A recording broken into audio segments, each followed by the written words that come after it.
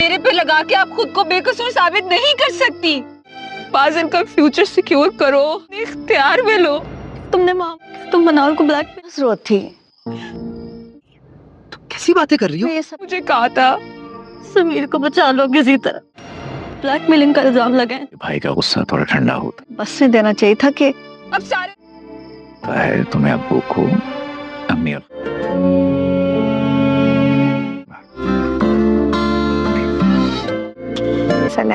مسافت کی آخری ایپیسوڈ میں کہانی ایک نیا موڑ لینے والی ہے۔ کنزا جب سمیر سے جیل میں ملاقات کرے گی تو وہ اسے اس کی سچی صورت دکھا کر ہی واپس لوٹے گی۔ سمیر اپنی طرف سے ہر ممکن کوشش کرے گا کہ وہ ان سب باتوں سے مکر جائے اور ہر الزام کا جھٹلا دے۔ وہ بار بار کہے گا یہ سب بکواس ہے، لیکن کنزا اب اس کی کسی بھی بات میں نہیں آنے والی، کیونکہ وہ اچھی طرح جان چکی ہے کہ سچائی کیا ہے۔ سمیر یہاں مایوس ہو کر کنزا کے آگے منتیں کرے گا کہ کسی طرح اسے اس جیل سے آزادی دلوائے۔ دوسری طرف ماہم کی زندگی میں اب اندھیرا ہونے والا ہے۔ اس کا بچہ اس سے دور کر دیا جائے گا اور اسے اس گھر سے ہمیشہ ہمیشہ کے لیے نکال باہر کیا جائے گا۔ اس تباہی کا ذمہ دار ماہم کسی اور کو نہیں بلکہ اپنی ہی ماں کو ٹھہرائے گی۔ وہ ان پر چیختے ہوئے کہے گی کہ انہی کی وجہ سے آج وہ اس حال کو پہنچی ہے، کیونکہ انہوں نے ہی اس کو اکسایا تھا کہ وہ فضل کے آنسو اور دولت پر قبضہ کرے۔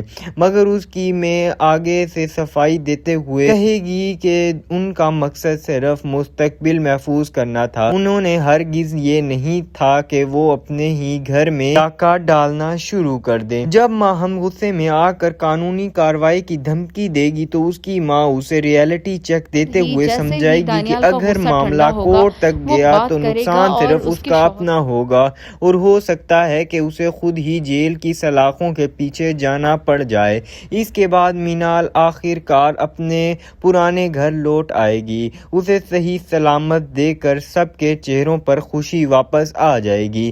کنزا روتے ہوئے مینال کے سامنے ہاتھ جوڑے گی اور التجا کرے گی کہ وہ اس کے شوہر کو معاف کر دے اور اسے واپس لے آئے۔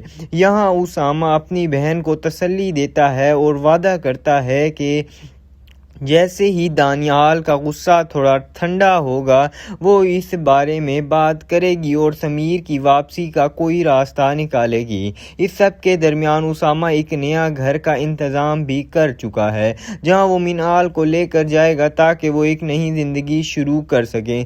دانیال اور رمچا کی زندگی میں بھی سکون اور خوشیاں لوٹ آئیں گی، جبکہ سمیر کو اپنی کیے کی سزا جیل کی کوٹری میں ہی کاٹنی پڑے گی۔